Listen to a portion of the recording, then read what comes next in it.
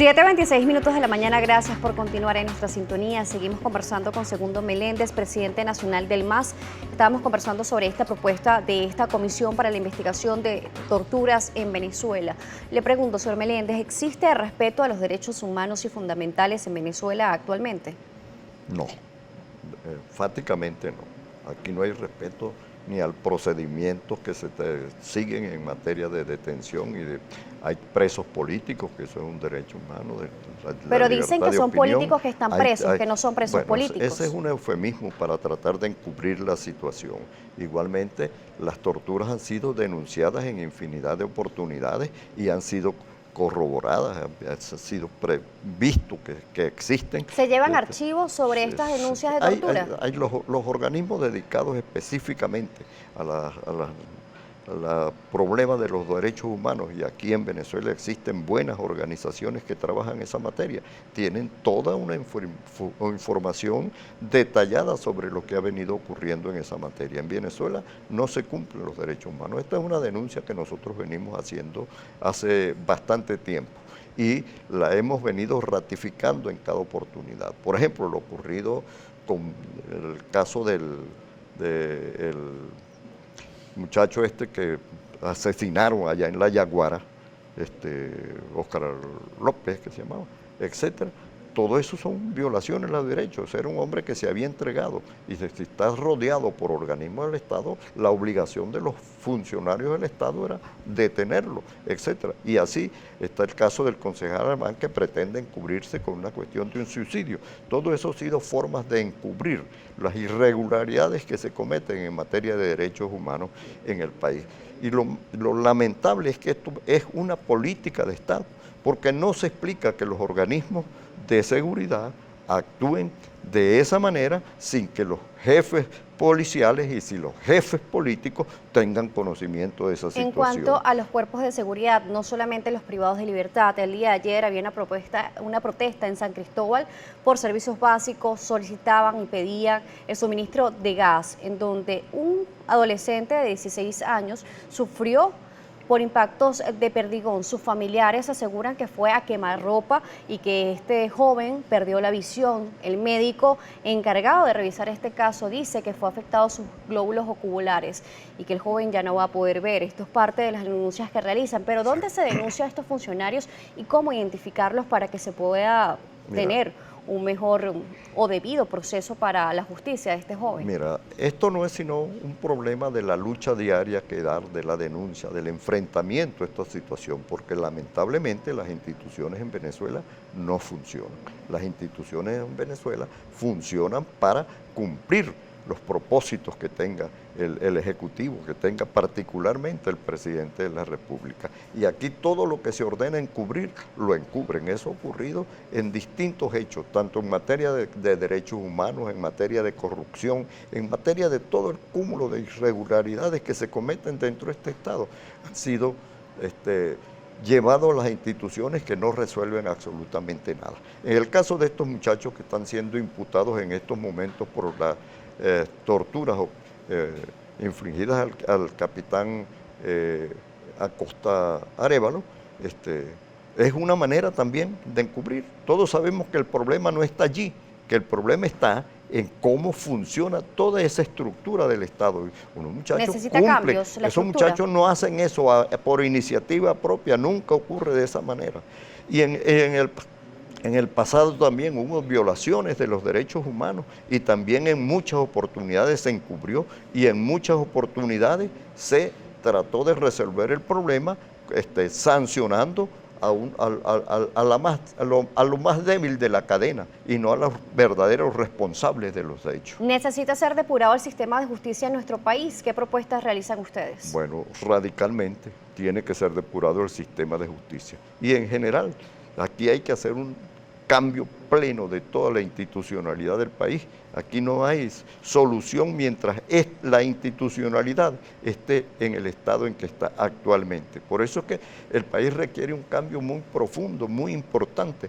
Y el deterioro de las condiciones de vida de la sociedad están agravándose cada día más y eso va a incidir en todo el deterioro. Aquí lo previsible es que venga más represión, porque la respuesta del Estado no es buscar soluciones a los problemas, sino reprimirlos, contenerlos, etc. Aquí va a haber más represión. Pero por otro lado, quiero afirmar que también hay responsabilidades de la oposición, porque la oposición no ha sido capaz de formular una política que pueda contener esta situación y que pueda buscarle soluciones reales a esta problemática. La oposición se dejó conducir hacia un proceso de confrontación y de polarización y llevada a un terreno en el cual no tiene posibilidades reales de solución, porque aquí las posibilidades reales de solución pasan por la búsqueda de acuerdos que permitan enfrentar los problemas de manera real. No es por la vía... ¿Usted respalda los encuentros y diálogos que se puedan dar durante esta semana? Nosotros respaldamos todas las iniciativas que haya en materia, en búsqueda de acuerdos, de búsqueda de soluciones. Ahora, estamos convencidos que mientras las negociaciones te den entre dos grupos polarizados, el gobierno por un lado y un sector radical de la oposición por el otro, no habrá soluciones, porque esos sectores no quieren soluciones de este tipo. En esos sectores predomina la idea de que el problema es cómo liquidar al otro, cómo suprimir al otro, y en ese terreno no hay posibilidades de acuerdo. Señor Meléndez, son las 7:33 de la mañana. Nuestro compañero Carlos Peñalosa es el encargado de revisar la participación a través de las redes sociales. Recuerde, @primera página, etiqueta primera página. Estamos conversando con Segundo Meléndez, presidente nacional del MAS. Vamos a revisar la interacción. Bien, vamos a comenzar la lectura de sus comentarios con el usuario Borghesi Piso Pedro Borghesi, que nos escribe: si cambian el CNE, ¿qué viene después? Votación por papeletas y conteo manual, porque lo viciado que indican para la oposición son los del CNE y no el sistema automatizado. ¿Creen que la oposición se unirá para hacer una sola fuerza? Son dos preguntas en el mismo comentario. Carlos, te vamos a pedir que repitas la pregunta Sí. poco más alto para que el invitado pueda escuchar. Sí, decíamos que si cambian al CNE, ¿qué viene después? Si una votación manual o una votación automática. Pues el reclamo de la oposición tiene que ver con el CNE y quienes lo componen y no con el sistema automatizado, y también si considera que una vez se logre esto haya una unidad por parte de partidos de oposición y una candidatura única. ¿Me lo repites tú? Vamos a intentar, Carlos, a subir un poco más el tono porque no logramos revisar esto. Él hace la pregunta en torno al Consejo Nacional Electoral. Dice que si la solución al cambiar el Consejo Nacional Electoral es irnos al sistema manual y contar papeletas. Entonces, preguntan en torno a este cambio sobre el Consejo Nacional Electoral, que ha sido una de las demandas o solicitudes que han hecho la oposición para establecer unas elecciones en el país. Mira, yo no creo que el cambio que se plantea es la necesidad de ir a la elección manual. Creo que el mundo ha avanzado suficientemente y la tecnología como para que se pueda tener un sistema automatizado que sea confiable, que sea verificable y que dé garantías de que el resultado son lo que la gente quiere. Nosotros estamos planteando es... Disculpa. Vamos a seguir avanzando un momento mientras nuestro invitado se estabiliza en este momento. Nosotros estamos conversando con Segundo Meléndez, él es presidente nacional del MAS. Estamos conversando sobre la propuesta que realizan sobre una comisión para las investigaciones de las torturas. Estábamos hablando sobre las propuestas que han realizado por parte de la oposición del Consejo Nacional Electoral. Vamos a seguir revisando también las participaciones, ya lo vamos a tener y compartir con ustedes. Tenemos a Casagrande, @Juan C. Gómez, dice lo siguiente: el invitado del MAS nos dice que primero la oposición debe ganar su conflicto para partidistas y debe hacer cohesionarse para que de manera contundente poder derrotar el gobierno donde es más fuerte. Pregunta sobre esta coalición que debe tener la oposición para poder realizar estos procesos con el gobierno. Mira, la oposición tiene que hacer un esfuerzo por tener una política común, una estrategia común, una estrategia compartida. Y eso implica la necesidad de que se discuta entre todos los factores de la oposición. Nadie puede creer que un grupo de oposición tenga una opinión y se la imponga a toda la oposición y que todos tengamos la obligación de seguirla. como es a nuestro juicio lo que se ha pretendido en la situación actual.